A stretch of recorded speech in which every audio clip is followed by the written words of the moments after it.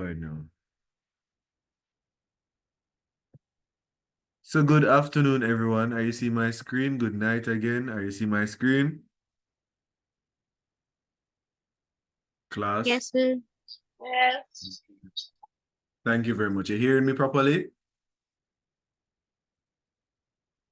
Yes, sir. All right. So yesterday, the topic that we did, what was the topic, guys? Somebody tell me what was the topic. What did we do last evening? The 5 ways the Caribbean can be defined. And the definition and the location of the Caribbean. So defining the Caribbean and the location of the Caribbean. Well done. What are the 5 ways or the 5 chronologies that the Caribbean can be defined?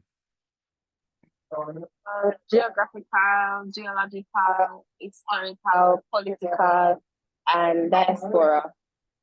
Correct. Well done. And I'm guessing the guys would have known each of the definition, but today we're gonna move on. As I said, this book is the concise version. I'll send you the other copies of the book when I get time, close to CXC, I'll send you guys the book, or during the Christmas holiday when I'm kind of free. I'll probably do the Heroes Weekend when I'm very free, when I can source all the material, and I'll just send it one time. You guys have access to this book, so you need to read this. This is what you need to kind of know, because this 92 page is easy to know. It has every single topic in it, and it's easy to know rather than reading the entire textbook, because this is a summary of everything. So yeah, moving on, today our topic is migratory movement and the settlement patterns up to 1838. And what do you think happened in 1838? What was the key event in any country that happened in 1838 or in the entire world that happened in 1838? Anybody know? What happened? Emancipation. Right. So emancipation occurred in 1838. And we know what happened with emancipation. It led to a lot of movement, a lot of migration within the Caribbean. So, as the text states, it states the Caribbean we have come to know today has been marked by similar historical experiences ranging from the occupation of the indigenous peoples in the Greater and Lesser Antilles. We know what is the Greater Antilles, we know what is the Lesser Antilles, right? I'm guessing we know that. Yes, sir. All right. So the coming of the Europeans, namely Spain, England, Holland, France, and the plight and fight for freedom, which has shaped the history of the Caribbean. So they're saying that with migration would have happened because of I don't say emancipation. Because when did Haiti get the independence?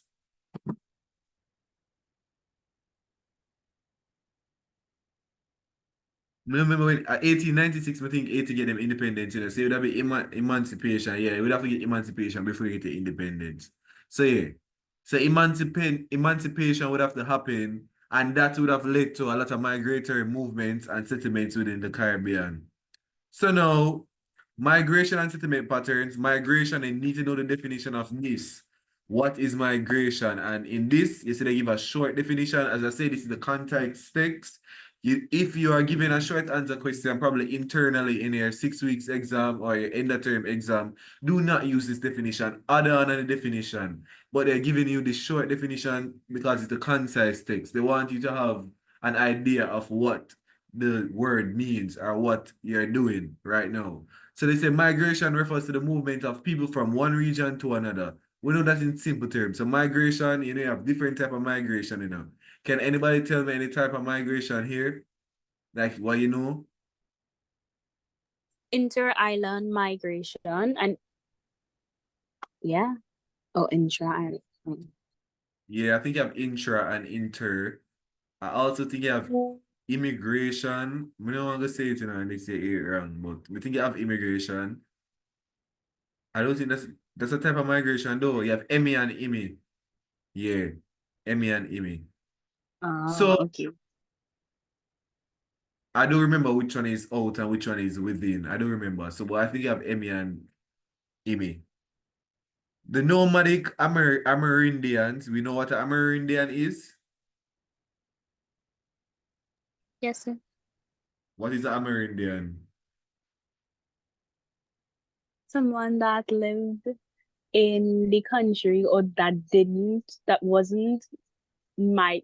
migrate to the country. For example, like how Africans or Indians came on ships, they already existed here before the rediscovery or the discovery of the island.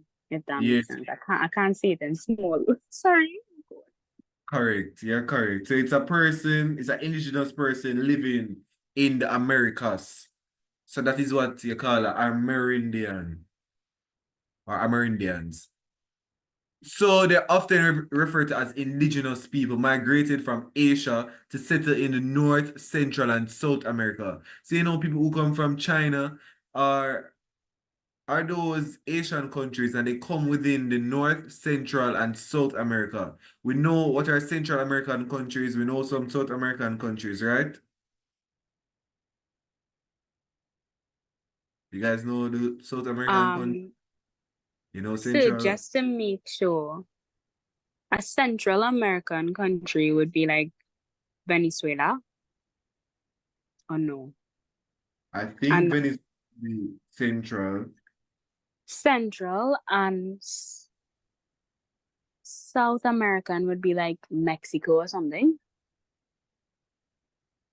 Let me confirm. I'm not sure. That's why I asked. That's why I asked. I don't think Venezuela Central America, and I think Venezuela would have come under South America, but let me Oh, okay. Thank you, sir. I think, but let me check. May I fact check now? Okay. Thank you, sir. When my it's Google. Is Venezuela a South American country or him not answer me? When you just can research it by your own. But I know that Guatemala comes under Central America. I know that Brazil, Argentina, Peru, they are South American countries. Because of course I watch football, so I would have known some of these countries, what them come under. So when you have something like NACAC, have you ever heard NACAC before?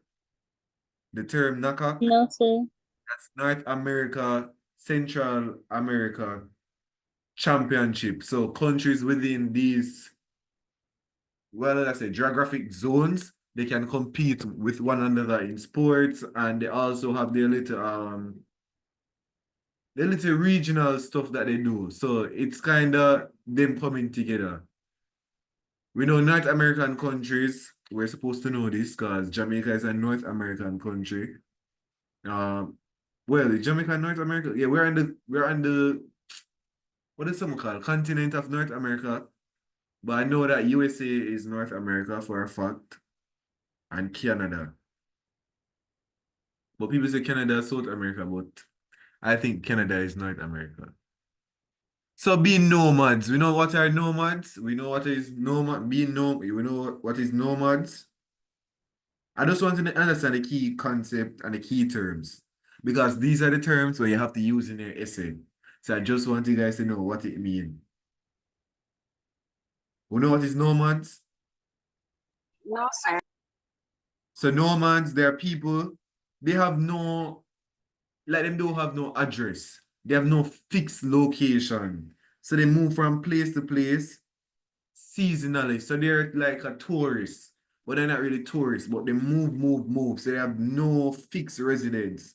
So they move from place to place and them walk with people, them walk with animals behind them, and they normally walk with them donkey, them walk with them water, and they travel the place. So they have no address, if you get what I'm saying.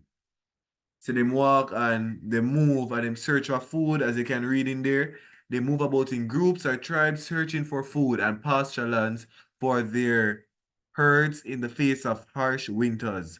So you know when winter time come, them search out there, them go out there and them search because we know winter is a time of coldness and normally food supply is not there. So they go out there and they search for food and water.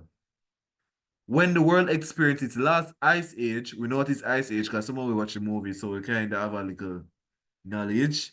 where large sections of the earth, including land, seas, and oceans, were covered with ice, the Mongoloid peoples of the East Central America migrated from their homeland across the Bering Strait, Narrowland Bridge, which connects the Siberia with Alaska and North America. So yeah, them just tell you the migration and the settlement pattern, how the people began to settle, how the indigenous people or the Amerindians started to settle in the North and the Central and South America, all them coming to the Caribbean. That is how they're kind of telling you.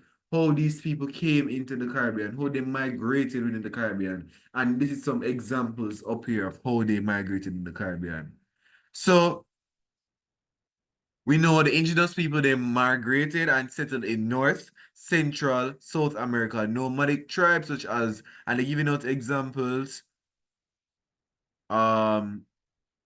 settled in North America, while the Mayans settled in countries such as Central America. Yeah, that's very important. You need to know about the Mayans. And I guess those who did, I know we have Caribbean people here, but those who did education in Jamaica would have learned about the Mayans. What else you know they learn about? The Taínos. We learn about the Arawaks. And the other kind of, yeah, the city there, the Kalinagos, and I learn about those people also in the younger stage. So this is kind of refreshing the memory.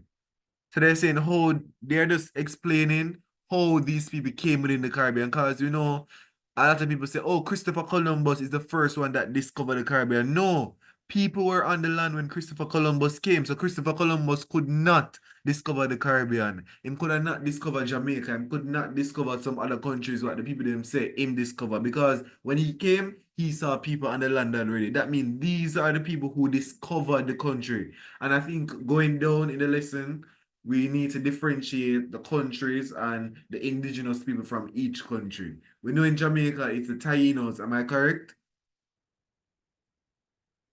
Am I correct? Somebody please tell me, am I correct? Hello? Ladies? Ladies? Sir, so that's all about the reaction. You know what I'm talking about? So you said that Taínos were the ones in Jamaica.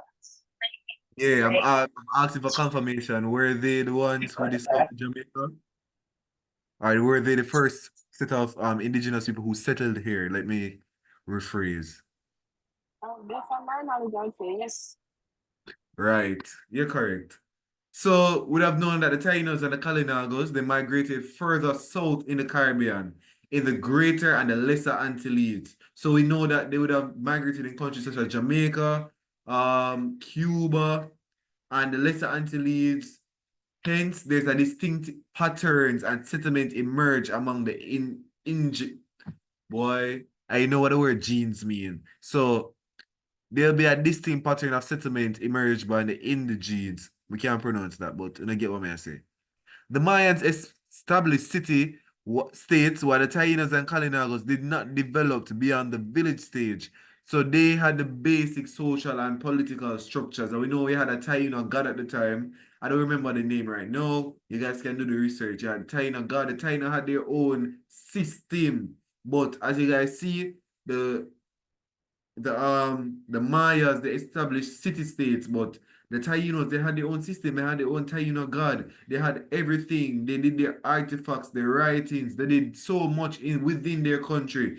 And then you're gonna see that the Spanish, the French, the European countries just came and take over, and that is why they fought. And as you guys go down, you're gonna see, I don't know if it's this topic, but you're gonna see the ways how the Taínos fought and defended their rights because they were the first who migrated on most of these Caribbean islands.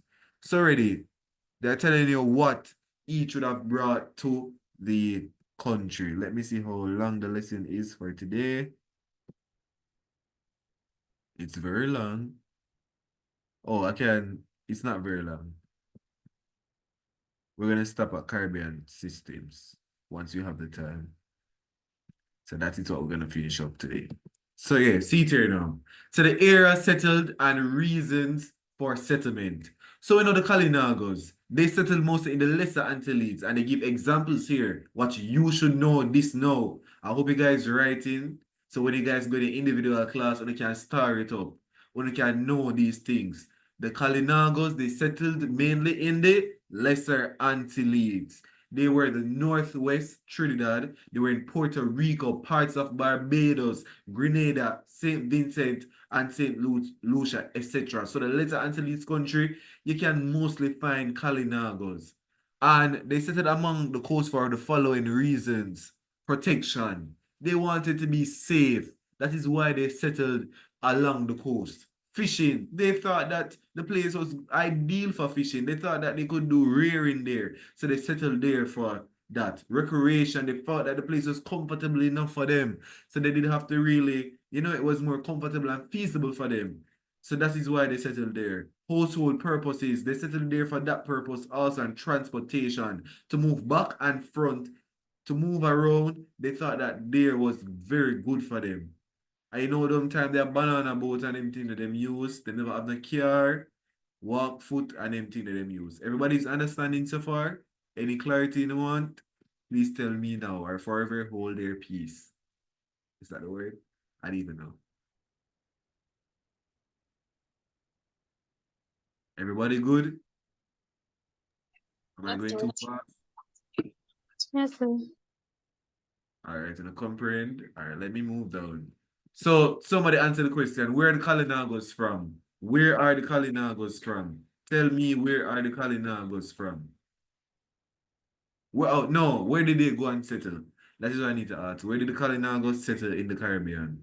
Which part of the Caribbean? So the Lesser Antilles, Yeah, can you name a country?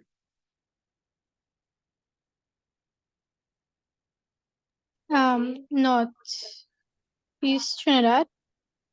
Yeah, but they were specific here. I don't know why them specific right here now, but I see them say parts of Barbados. I'm guessing not all of Barbados, but I'm guessing all of Grenada and all of St. Vincent and all of St. Lucia because, yeah, that's what them name is. But here you go now. The Taínos. We know that if the Kalinagos, they're the ones that settled in the Lesser Antilles. Now, the Taínos, they settled in the Greater Antilles. So, countries such as Jamaica, Cuba, Hispaniola, Puerto Rico, and it's common sense. Once you're in the exam and you hear, or them answer scenario like this, you can always remember that them settle in Jamaica. Once them settle in Jamaica, who is Jamaica's neighbor? Cuba, Hispaniola, Puerto Rico. Those are the countries that are near to Jamaica. So these are the countries where you expect that the Taínos, they are the ones that settled in these countries. So they settled for kind of the same reasons, except the farming. I don't think they settled for farming up here. Yes, the Taínos, they settled for the same reasons, but they include farming. And we know the Taínos are people who like to fight. So protection, fishing, that's rearing also, recreation, household purposes, farming, because they believe, and then we'll go down to the next lesson. Our next topic would be, the encomienda system. I'm going to learn about slash and burn at the Taínos. I think they introduced within the Caribbean. So, I want to know that. So, we know so the Taínos, Greater Antilles, Kalinagos, Lesser Antilles. Countries that Kalinagos, St. Lucia, Grenada. Countries that the Taínos, Jamaica, Puerto Rico, Hispaniola, Cuba. And we're going to move on now to Mayans. So the Mayans, they settled in Central America. The countries that they settled in were Honduras, Guatemala, Southern Mexico, and the Belize. I know we can't pronounce a word about the peninsula. Yeah, that. And we know, and they settled in these dense forest regions for several reasons.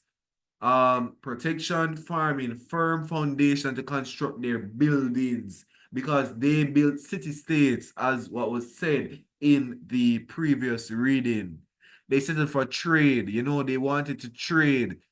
easy access to building materials because they build city-states. That is what the Mayans believed in. So we need to remember now, Kalinagos, Lesser Antilles, countries that the Kalinagos settled in, Grenada, St. Lucia, parts of Barbados, Taínos, Greater Antilles, countries that the Taínos settled in, Jamaica, Cuba, and Hispaniola. We know that the several reasons why they settled in this region: protection, recreation, fishing, and what other example can I use? Where the Talinagos and they have been similar. Can somebody name one? Or add the name? Let me go. Kind of transportation. Pastor Trinidad. Repeat? So you said Kalinago, right? Yeah, Kalinagos. Parts of Trinidad, I think, I can't remember where Trinidad, I think Southern, can't Northwest. remember.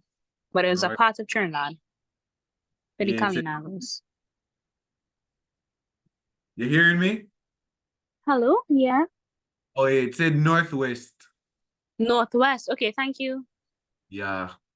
So now we went through Mayans. I'm guessing you guys should know where Mayans settled. Where did the Mayans settle in the Caribbean? Where did they go? No, I'm not gonna say well. The definition I'm gonna tell me within the Caribbean, but which place? Them say Central America, so I'm not gonna use the Caribbean. So they settled in the Central America. So countries like Honduras, the Guatemala, Mexico, they settled there. The Europeans now, we're gonna move on to a complete different thing, but it's the same thing. So yeah. These are when these people came within, and I think you need to remember the structural thing of how they came. We know the indigenous people, they were on the country first. Then the Europeans came, then the Africans came, then the East Indians, then the Chinese. So we need to remember the structure of how they came. So when them say Christopher Columbus was the man who discovered this, he never came before the indigenous people because the indigenous people, they were in the Caribbean before Christopher Columbus come. And this is where you need to write in the exam and tell the person who mark in the paper that no, you need to tell them the structure too, and depending on the question that you get, and I'm gonna break down the questions with you guys when it comes on to next year, when it comes on to revision with the CXC, in the CXC marathons, what I'm gonna have with you guys. I'm gonna break down the questions. I'm gonna tell you how to answer the question, how to use your hook, how to use everything just to get the reader's attention, the person who is marking the paper, how to kind of, tell them what you know and everything. So we know the Europeans, they're next. So at the age of exploration, because as we know, the Europeans, they love to explore. The Europeans, namely England, read what them tell you now. Them tell you England, they never tell you USA, England, Spain, Netherlands, and France were in the quest to establish their empire. So these countries were the ruling class. We call them they were the bourgeois. They were the ruling countries. These were the first world countries, what we call them now. And they wanted an empire. They wanted countries to be with them. That is why we realize that these same countries, they go into the smaller countries and they take it over. So that's why they can't speak English. Jamaica speak English because they want to rule the country. They want to be the ruling country. The country that rules the world. As we say now, yeah, they want to take it over. They want to be the number one country, if you get what we're saying, in simpler terms. So they were in a quest to establish their empire. It is believed that the first set of Europeans who came were the Spanish in 1492. And we know who came in 1492. Who came in 1492, guys? Who came? Which person came in the Caribbean in 1492? Hello?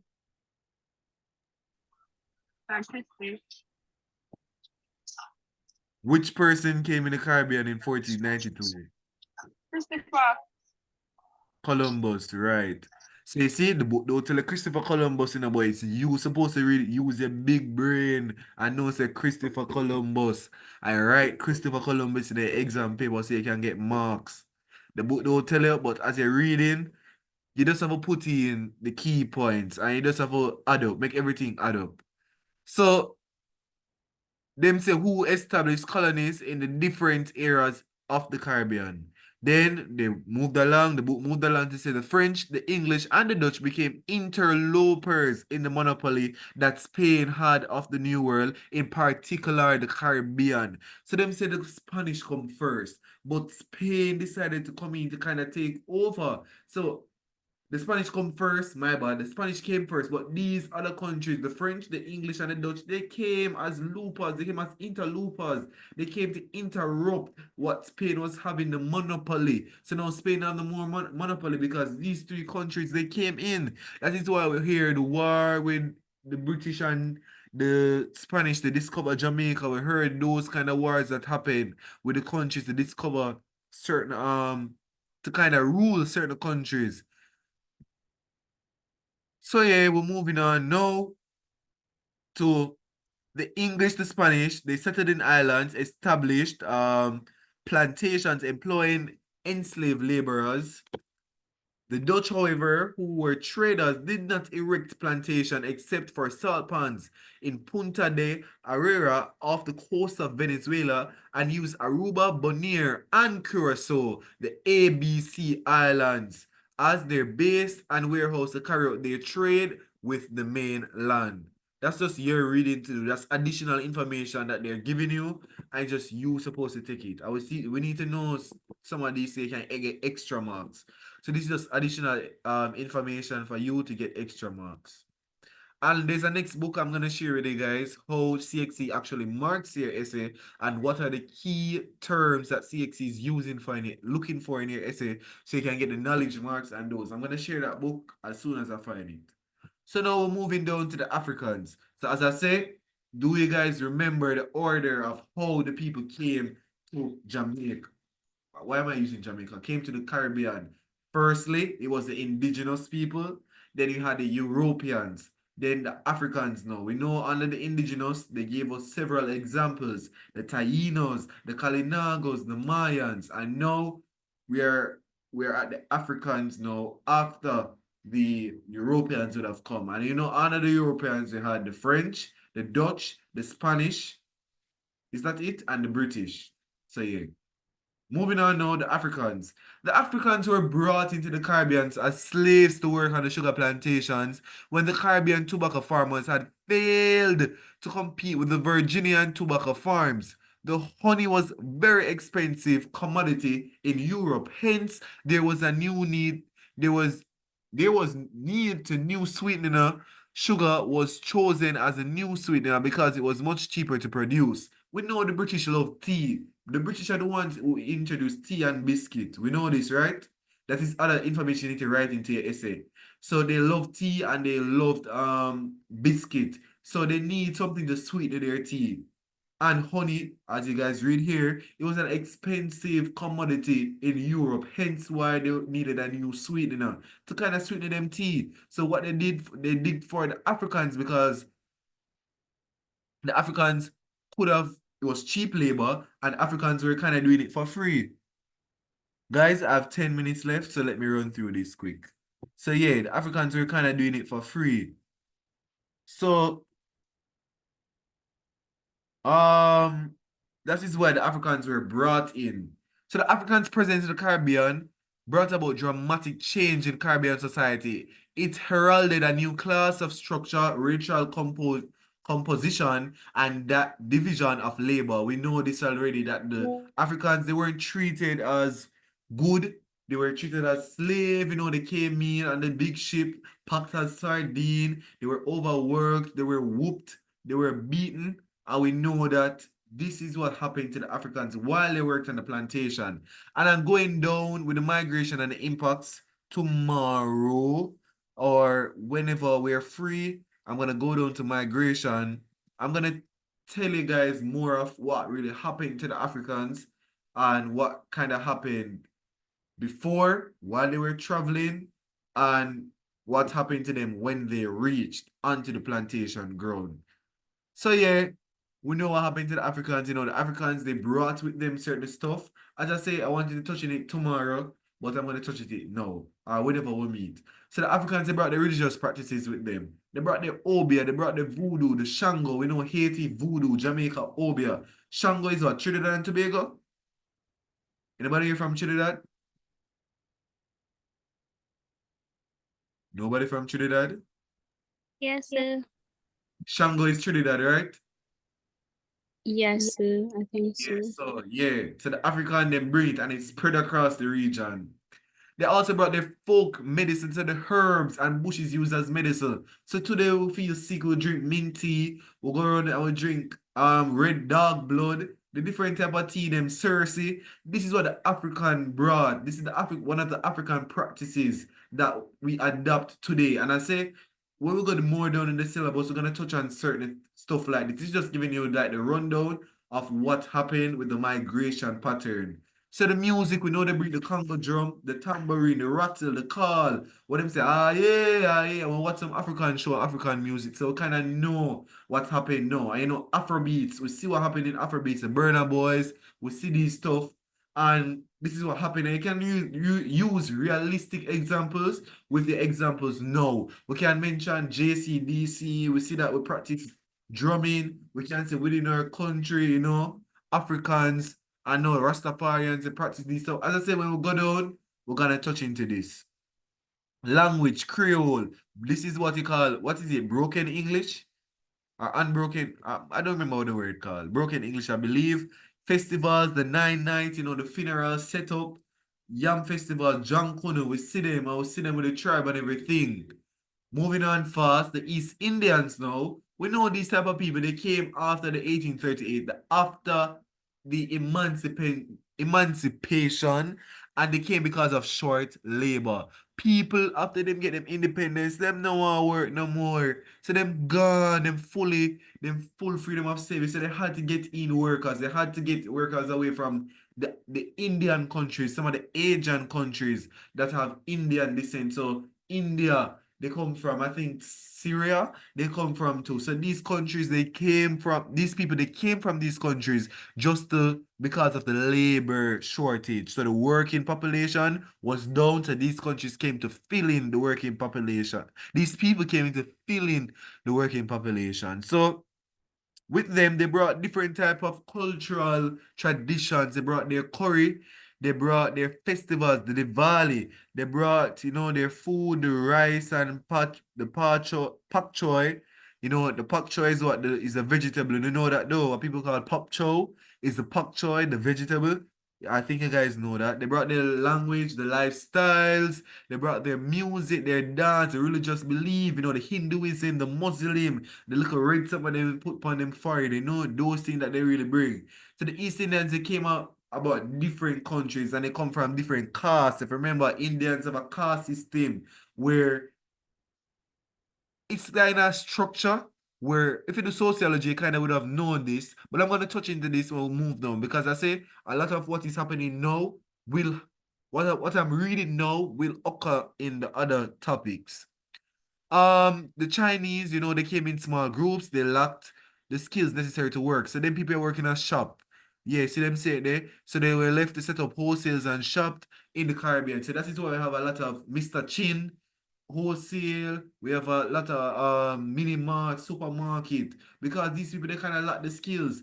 They couldn't work on the farm. You never see a Chinaman work on a farm yet. You never see a Chinaman I work on farm and those stuff. They lack the basic needs or the basic, you know, requirements for them to work. So they had to open up their own shop within after the contract period kind of ended, you know, and stuff. So as I say, I'm gonna touch more detailed in this down in the other topics. If you don't kind of understand now, when we get the understanding later down. I mean, I'm on time. So I'm trying to answer any questions that you guys have and I can run through. I have 4 minutes left. Let's be quick. Any questions?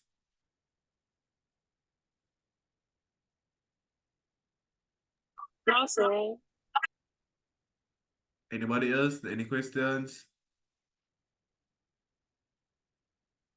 No, sir. No, sir. All right. So without any questions, let us revise.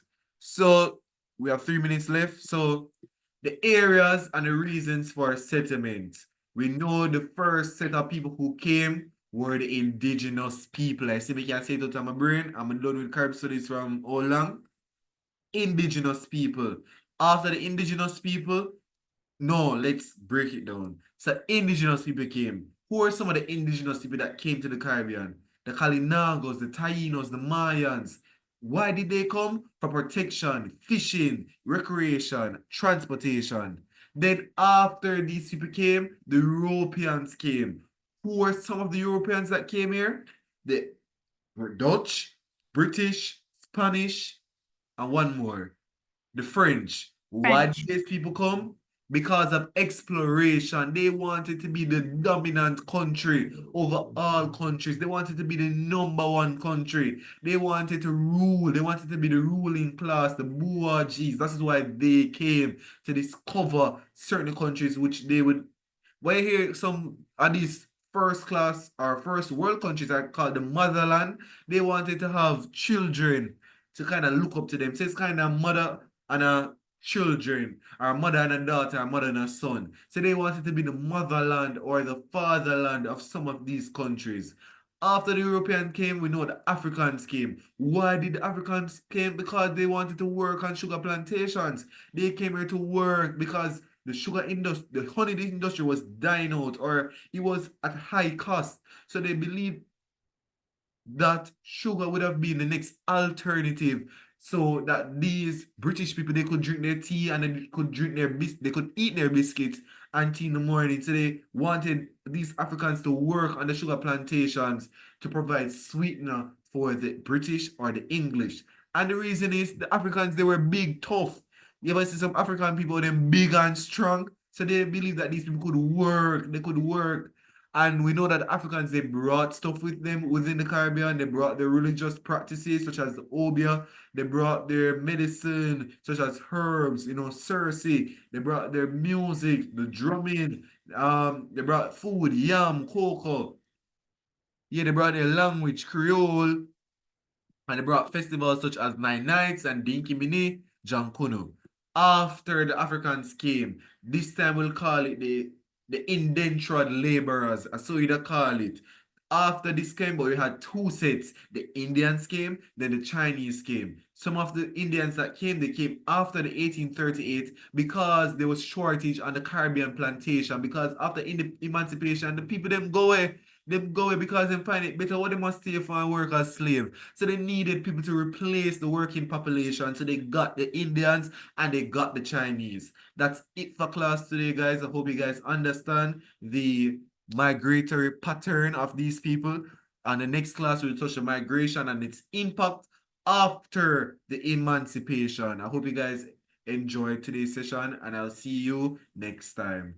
Goodbye. Bye, sir. Thank you. Okay.